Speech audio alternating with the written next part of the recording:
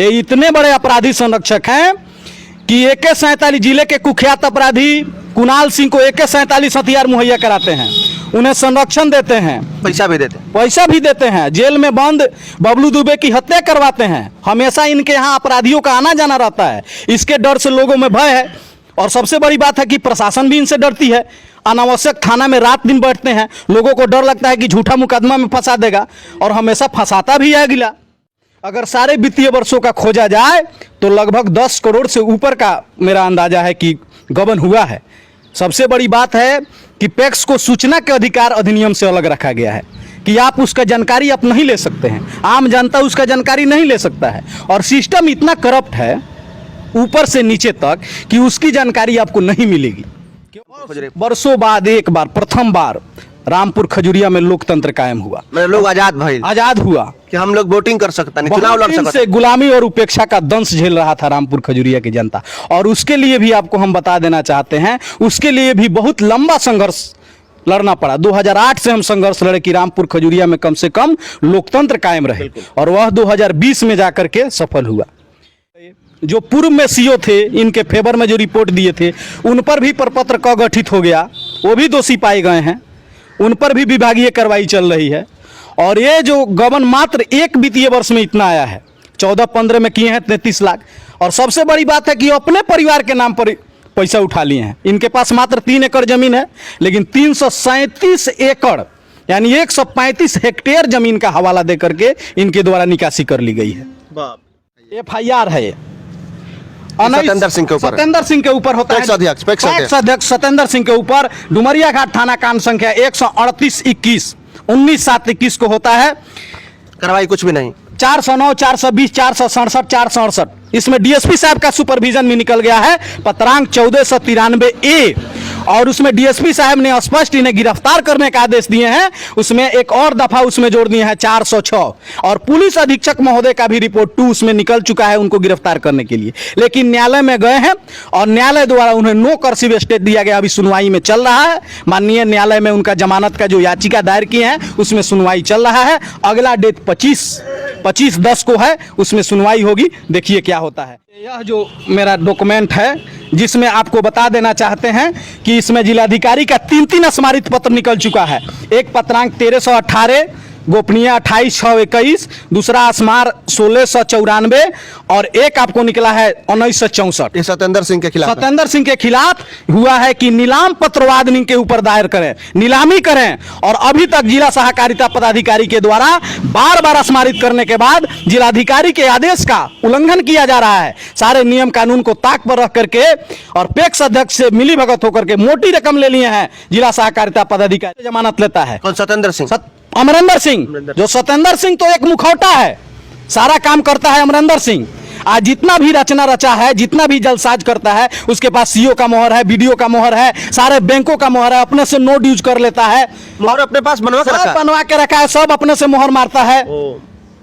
सब जितने भी स्थानीय कर्मचारी आते हैं, सीओ आते हैं, मेल में ले लेता है थाना अध्यक्ष को। लेकिन अभी बहुत खुशी की बात है कि आज भी कुछ ईमानदार लोग हैं जो हमको आज न्याय मिल रहा है। आज जो सीओ हैं केसरिया के श्री प्रवीण कुमार सिन्हा जी, उनके प्रति हम आभार व्यक्त करते हैं कि उन्होंने निष्पक्ष जांच किया।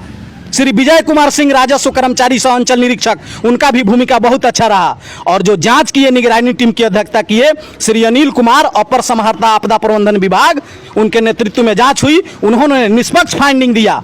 और जिलाधिकारी महोदय के खास करके हम शुक्रगुजार हैं, महाराष्ट्र के रहने वाले हैं, इसीलिए हमको लगता है कि ज़्यादा ईमानदार है। अगर बिहार के अधिकारी होते तो उनसे न्याय की उम्मीद बहुत कम रहता। ऐसा सिस्टम हो गया है, बिहारी इसलिए ही ज़्यादा बदनाम है। और श्री सिरसत कपिल अशोक, जिलाधिकारी पूर्वी चंपारण के द्वारा निष्पक्ष जांच कर निष्पक्ष कार्रवाई की जा रही है। लेकिन 3 बार स्मारित करने के बाद बिल्कुल जब जाता है परिवादी, उस समय तत्कालीन एसपी थे श्री पारसनाथ जी, और उन्होंने स्वयं जब पर्यवेक्षण किया तो आदेश दिया कि अमरिंदर सिंह के परिवार के विरुद्ध, इनके पिता के ऊपर, अमरिंदर सिंह के ऊपर आर्म्स एक्ट का मुकदमा चलाया जाए कि किसी व्यक्ति के डिक्की में अवैध रख करके फंसाने का ये लोग जरूरत करते हैं। तो सच्चाई एसपी को मालूम चल गया, सच्चाई एसपी को मालूम चले। कुछ ना कुछ आज भी ईमानदार लोग हैं, तब यह धरती टिका हुआ है।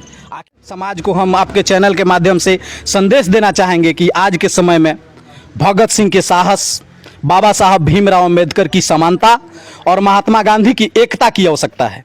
जो एक देहात में कहावत है कि सियरा उहे ह पोछ रंगैले बा, उहे खिसा बा देहात में कि सियरा उहे ह पोछ रंगा के आज आ गइल बा, आज वोट के जरूरी बा तो रोई कल्पी जाति के हवाला दी, कबो कुछो के हवाला दी, कबो मुकदमा के, कबो डेरवाई धमकाई।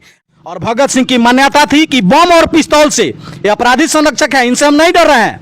भगत सिंह ने कहा था कि बम और पिस्तौल से इनकलाब नहीं लाया जा सकता है, उसके लिए साहस की आवश्यकता है जो ईश्वर ने मुझे दिया है। नीलोत्पल मिश्रा जी ने कहा है कि अपनी मंजिल पर्वत की ऊंचाई है, अपनी मंजिल पर्वत की ऊंचाई है, एक दिन में होती कहां चढ़ाई है। चढ़ ही लेंगे एक दिन चढ़ते चढ़ते, जीत ही लेंगे एक दिन लड़ते लड़ते। जीत तमाम बातचीत हुई। रत्नेश जी, सबसे पहले तो रउआ ये लड़ाई लड़तनी 2018 से रउरा ऊपर जानलेवा हमला भी हो चुकल बा। सबसे पहले रउरा बधाई के पात्र बनी कि सिंगल एक व्यक्ति इतना लंबा लड़ाई लड़ के आ रहा बनी, रउरा बधाई के पात्र बनी। बहुत बहुत धन्यवाद कि रउरा भी हमरा के मौका देनी में सम्मिलित होकर के। बहुत बहुत धन्यवाद अमरजीत जी, आप आज आए और इस व्यापक स्तर पर हुए फर्जीवाड़ा गबन अपराधी संरक्षक के बारे में आवाज़ उठाने के लिए आप तत्पर हुए। आपकी निर्भीकता और निष्पक्षता के हम कायल हैं। आपके प्रति, आपके चैनल के प्रति हृदय से आभार व्यक्त करते हैं। मतलब कैसे हो गई रत्नेश जी की व्यक्ति 80 से 85 लाख के फर्जीवाड़ा कर दलस, प्रशासन के मतलब कि जौन बा की आदेश के बावजूद भी व्यक्ति खुला में बा, कोनो दिक्कत नहीं है। ये जो व्यक्ति है, हम हिंदी में बोलना चाहेंगे। हाँ, बोलिए, हिंदी में बोलिए। यह जो व्यक्ति है, सबसे बड़ी बात है कि जब से पैक्स का गठन हुआ तब से इसी परिवार के हाथ में पैक्स की बागडोर है। बहुत दिनों तक इनके बाबा थे पैक्स अध्यक्ष के, अभी जो वर्तमान में पैक्स अध्यक्ष हैं, उसके बाद ये पैक्स अध्यक्ष हैं। और रामपुर खजुरिया में कभी भी पैक्स का चुनाव नहीं होता था, कभी कोई लेकुना लगाकर, कभी अधिकारी को मिल करके, कभी किसी का नामांकन छटवा करके, कभी सदस्यता का रसीद का हवाला दे करके, अनेकों मतलब कि अधिकारी को अपने मेल में लेकर के भ्रष्टाचार किया जा रहा था। लेकिन अब की बार थोड़ा सा ईमानदार अधिकारियों का यहाँ बोलबाला रहा और उसके बाद रामपुर खजुरिया में पैक्स का चुनाव हो गया।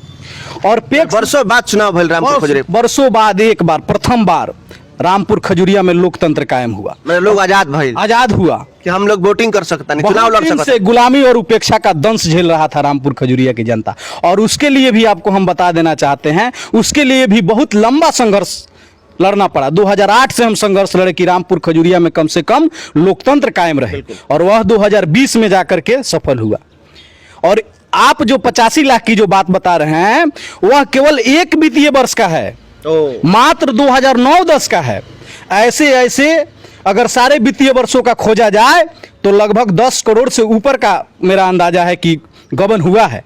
सबसे बड़ी बात है कि पैक्स को सूचना के अधिकार अधिनियम से अलग रखा गया है कि आप उसका जानकारी आप नहीं ले सकते हैं, आम जनता उसका जानकारी नहीं ले सकता है। और सिस्टम इतना करप्ट है ऊपर से नीचे तक कि उसकी जानकारी आपको नहीं मिलेगी, केवल आपको दौड़ाया जाएगा। और वह लोग कागजी खाना पूर्ति कर, यह जो मैटर है जो जिलाधिकारी के द्वारा मैंने आवेदन दिया फरवरी में, उसका जांच हुआ जिला स्तरीय निगरानी टीम के द्वारा, और जांच के उपरांत ये दोषी पाए गए। जो पूर्व में सीओ थे, इनके फेवर में जो रिपोर्ट दिए थे, उन पर भी प्रपत्र क गठित हो गया, वो भी दोषी पाए गए हैं, उन पर भी विभागीय कार्रवाई चल रही है। और ये जो गबन मात्र एक वित्तीय वर्ष में इतना आया है, 14-15 में किए हैं 33 लाख। और सबसे बड़ी बात है कि अपने परिवार के नाम पर पैसा उठा लिए हैं। इनके पास मात्र 3 एकड़ जमीन है, लेकिन 337 एकड़ यानी 135 हेक्टेयर जमीन का हवाला दे करके इनके द्वारा निकासी कर ली गई है। बाप। अच्छा रत्नेश जी, एक और बात हमको बताइए, हम भी हिंदी में ही बात करते हैं रत्नेश जी से। एक और बात बताइए कि जो व्यक्ति के संरक्षण मतलब कि इसको मिल रहा है, वो भी तो अपराधी किस्म का व्यक्ति है। ये कौन है, कि रिश्ता में क्या लगता है? ये इनके भाई हैं जो अपराधी संरक्षक हैं, क्षेत्र में अग्रणी अपराधी संरक्षकों में शुमार हैं। अमरेंद्र सिंह इनका नाम है, नाम लेने में भी भय लगता है, डर लगता है, लेकिन हम तो हिम्मत जुटा लिए हैं कि इनका नाम रखेंगे। यहाँ हम पहुंचे हैं आपके पंचायत में, जब से हम पहुंचे हैं, हाँ। लोगों से पूछ रहे हैं, आसपास के लोगों से, तो काफी भयभीत है लोग, कुछ बोल ही नहीं रहे हैं, भाग रहे हैं लोग, एकदम भाग रहा है। जैसे कि आप 16 फिल्म देखे होंगे, जैसे गब्बर का नाम सुनकर लोग डरता था। लोग उस फिल्म में क्या है, जब बच्चा रोता है तो उसकी माँ कहती है कि रो, चुप हो जा, चुप हो जा, गब्बर आ रहा है। वैसा स्थिति है रामपुर खजुरिया का। क्या यही कारण है कि यहाँ के प्रिंट मीडिया के जो पत्रकार हैं भय के डर से जो है कि आवाज नहीं उठा रहे हैं, इस मामला को आगे लेकर नहीं जा रहे हैं? वह तो बात है ये है, लेकिन मुख्य बात है इनके जो भाई हैं पैक्स अध्यक्ष के और अपराधी संरक्षक अमरिंदर सिंह के जो भाई हैं अमित कुमार सिंह, वो दैनिक जागरण के पत्रकार हैं और यह दबंग है। दोनों का दोनों चीज है और दोनों के डर से लोग कुछ नहीं निकालना चाहता। इतना बड़ा गबन होता है, फर्जीवाड़ा होता है और उस पर FIR होता है डुमरिया घाट थाना में, लेकिन पेपर में कहीं भी नहीं छपता है। यह बहुत बड़ी दुर्भाग्य है। ये इतने बड़े अपराधी संरक्षक हैं कि AK-47 जिले के कुख्यात अपराधी कुणाल सिंह को AK-47 हथियार मुहैया कराते हैं, उन्हें संरक्षण देते हैं, पैसा भी देते हैं, जेल में बंद बबलू दुबे की हत्या करवाते हैं। हमेशा इनके यहाँ अपराधियों का आना जाना रहता है। इसके डर से लोगों में भय है और सबसे बड़ी बात है कि प्रशासन भी इनसे डरती है। अनावश्यक थाना में रात दिन बैठते हैं, लोगों को डर लगता है कि झूठा मुकदमा में फंसा देगा और हमेशा फंसाता भी है अगला। थाना अध्यक्ष को इसके बारे में भी लिखते हैं कि अपराधी संरक्षक को आप काहे बैठाते हैं, पंचायत चुनाव है, उस पर CCA लगना चाहिए, नियमानुकूल है। हम लिखते हैं, SP साहब को लिखते हैं 17/9 को, लेकिन थाना अध्यक्ष द्वारा कोई कार्रवाई नहीं की जाती है।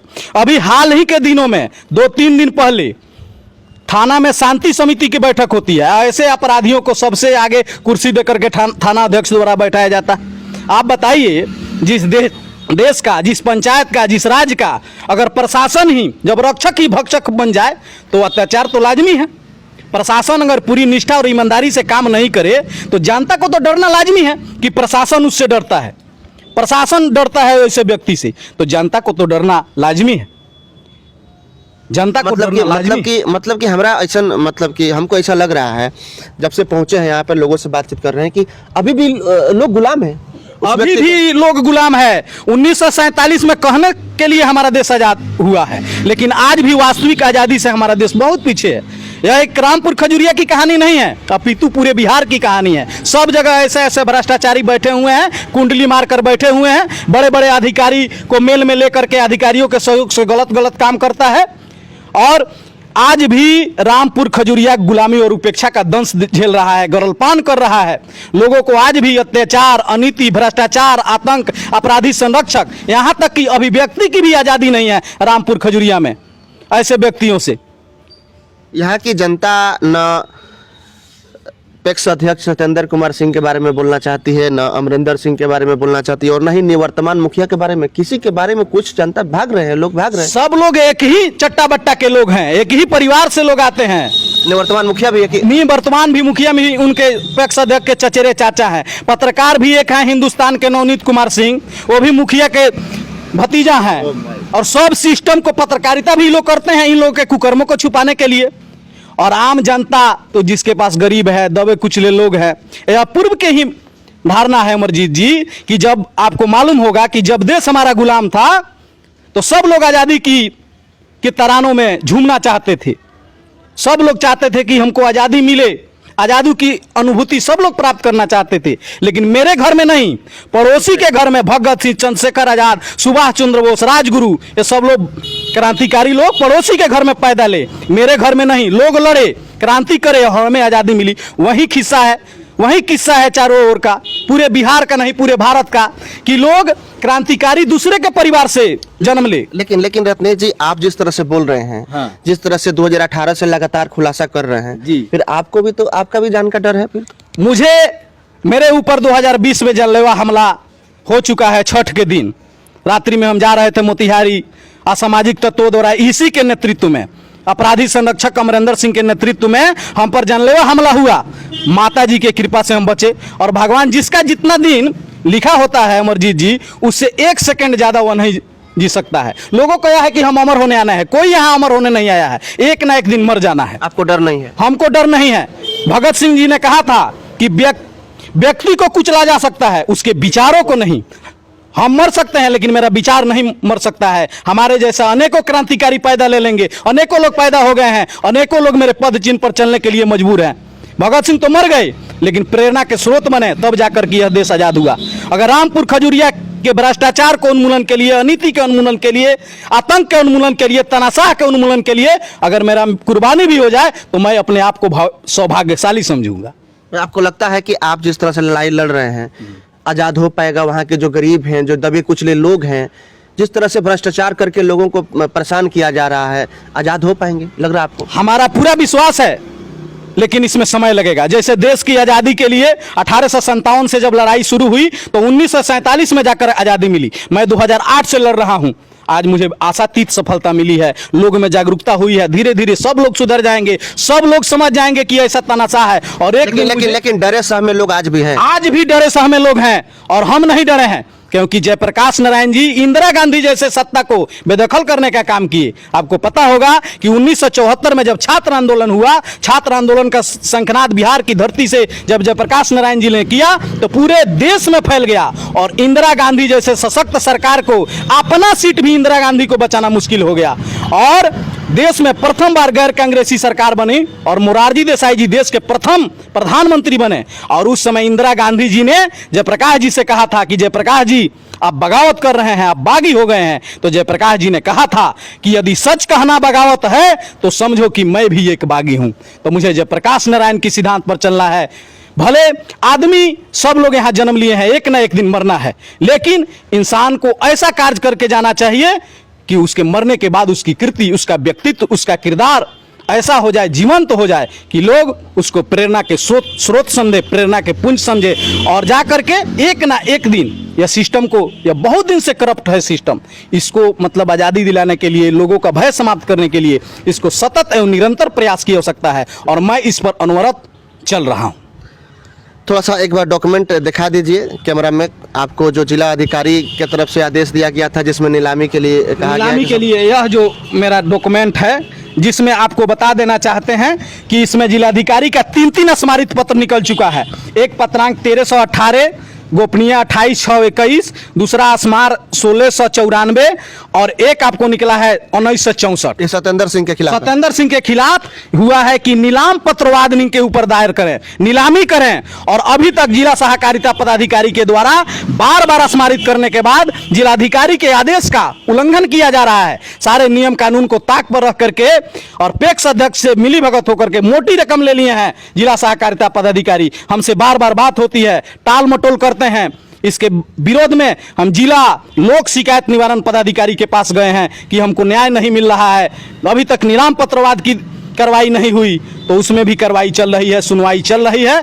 अगला 20 तारीख को एफआईआर एक बार दिखाइए। एफआईआर है सत्येंद्र सिंह के ऊपर, सत्येंद्र सिंह के ऊपर होता है, पैक्स अध्यक्ष सत्येंर सिंह के ऊपर डुमरिया घाट थाना कांड संख्या 138-21 19/7/21 को होता है। कार्रवाई कुछ भी नहीं। 409, 420, 467, 468 इसमें डीएसपी साहब का सुपरविजन भी निकल गया है, पत्रांक 1493A। और उसमें डीएसपी साहब ने स्पष्ट इन्हें गिरफ्तार करने का आदेश दिए हैं। उसमें एक और दफा उसमें जोड़ दिए हैं 406, और पुलिस अधीक्षक महोदय का भी रिपोर्ट 2 उसमें निकल चुका है उनको गिरफ्तार करने के लिए। लेकिन न्यायालय में गए हैं और न्यायालय द्वारा उन्हें नो कर्सिव स्टे दिया गया, अभी सुनवाई में चल रहा है। माननीय न्यायालय में उनका जमानत का जो याचिका दायर किए हैं उसमें सुनवाई चल रहा है। अगला डेट 25/10 को है, उसमें सुनवाई होगी, देखिए क्या होता है। हमको तो है कि सिस्टम में ऐसा सिस्टम करप्ट हो गया है कि लोगों का प्रशासन पर से, शासन पर से भरोसा उठ रहा है, क्योंकि हम मानते हैं अमरजीत जी कि इस सारे के जड़ में प्रशासन है। अगर प्रशासन पूरी निष्ठा और ईमानदारी से काम करना शुरू कर दे तो ऐसे ऐसे भ्रष्टाचारियों का क्या हो जाएगा, रूह कांप जाएगा। गलत काम करने से लोग डरेंगे। लेकिन रत्नेश जी, इसको तो अपराधी संरक्षण मिल रहा है ना, अपराधी संरक्षक मिल रहा है, अपराधी संरक्षकों में शुमार है और इस पर सीसीए लगना चाहिए। लेकिन थाना अध्यक्ष डुमरिया घाट द्वारा 17/9 को मैं आवेदन देता हूं जिलाधिकारी को, एसपी को और थाना अध्यक्ष को, और थाना अध्यक्ष द्वारा आज भी टाल मटोल किया जा रहा है। शांति समिति के बैठक में उसे बैठाया जा रहा है। क्या यह नियमानुकूल है? अपराधी संरक्षक को शांति समिति की बैठक में बैठाया जाता है? थाना पर रोज उसे अनावश्यक रूप से तरजीह दी जाती है। लोग डर रहे हैं इस चीज से। और इतना ही नहीं, इतना बड़ा फर्जीवाड़ा है कि इसका इतिहास है। 3196 डुमरिया घाट एक केस होता है और उसमें जब इसको जमानत जिला एवं सत्र न्यायाधीश से नहीं मिलता है तो जमानत लेने के लिए फर्जी सुलहनामा दायर करके हाई कोर्ट से जमानत लेता है। कौन? सत्येंद्र सिंह? अमरिंदर सिंह। जो सत्येंद्र सिंह तो एक मुखौटा है, सारा काम करता है अमरिंदर सिंह।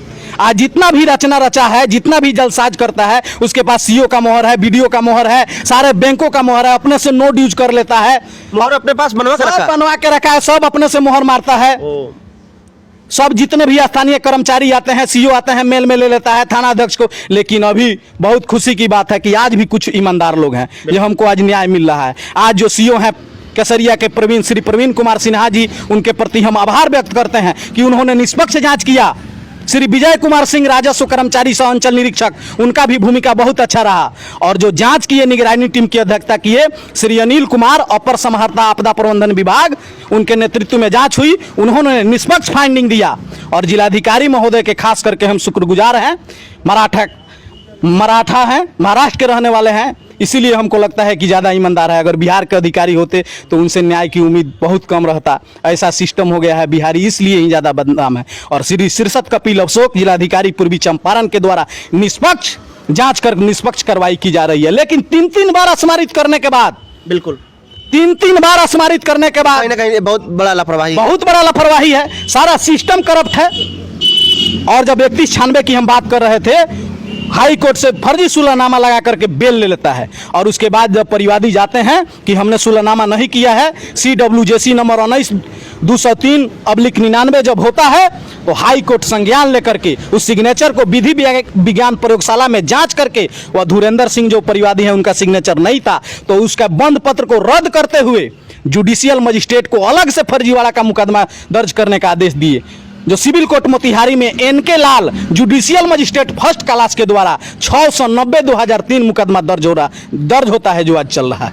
ऐसा है इसका बैकग्राउंड। इतना ही नहीं, एक पड़ोसी भीखम सा है, गरीब तबका के लोग, उनको खदेड़ देता है, गांव से भगा देता है, और उनके बेटा के डिक्की में अवैध आर्म्स रख देता है, हथियार रख देता है, और उन पर डुमरिया घाट थाना कांड संख्या 7-10 दर्ज कर देता है।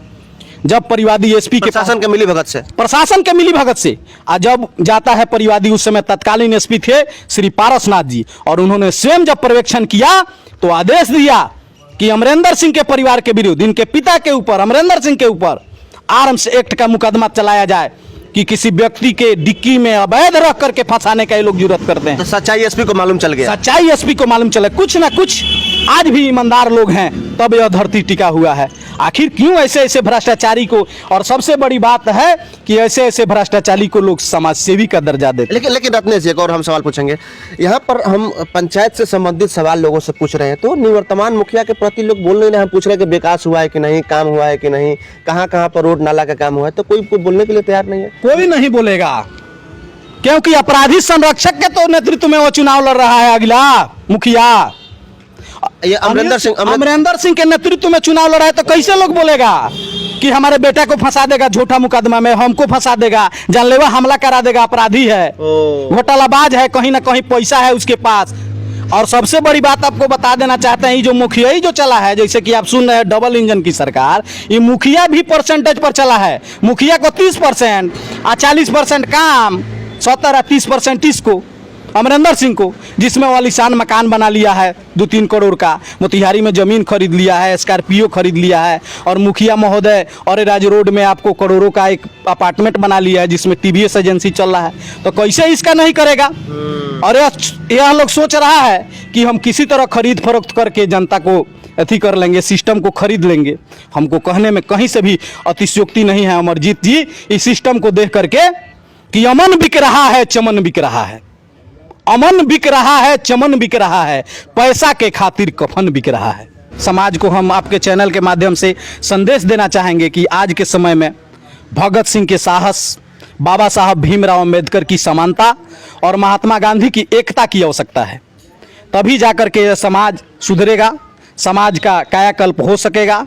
क्योंकि पंडित श्री राम शर्मा आचार्य, महात्मा गांधी और भीमराव अंबेडकर जी ने कहा था कि अत्याचार करने वाला से ज्यादा दोषी अत्याचार को सहने वाला होता है, जुल्म करने वाला से ज्यादा दोषी जुल्म को सहने वाला होता है। ये आपके चैनल के माध्यम से अंत में रामपुर खजुरिया की जनता से यह अपील करेंगे कि आप लोग ऐसे ऐसे भ्रष्टाचारी के नेतृत्व में, ऐसे ऐसे तनाशाही, ऐसे ऐसे अपराधी संरक्षक, अमरिंदर सिंह जैसे अपराधी संरक्षक के नेतृत्व में अगर कोई चुनाव लड़ रहा है तो ऐसे व्यक्ति का बहिष्कार करें।